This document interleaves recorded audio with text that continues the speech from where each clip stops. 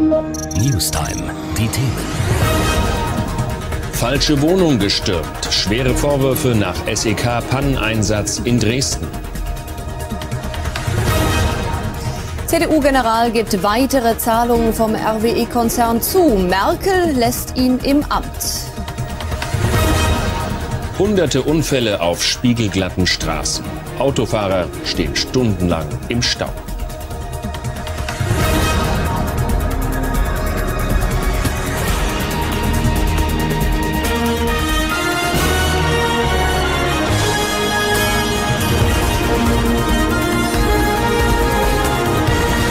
Newstime aus dem Pro7 Infocenter mit Mareile Höppner und Michael Marx. Guten Abend, liebe Zuschauer. Herzlich willkommen. This is Channel 1 News reporting. I'm Steven Jackson and I'm here at the Socrates Sculpture Park. War es nur ein missglückter Einsatz oder...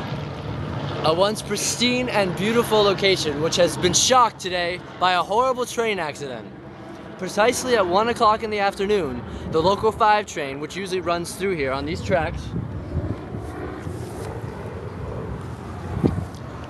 shook to a stop as a girl dropped her ice cream cone in the tracks. The train, having stopped too quickly, jolted off the tracks and has caused mass pneumonia. So far, we know of 3 dead and 2 wounded. Now, let's go examine the tragic remains. As you can see here, the train is completely off the tracks and everyone is dead.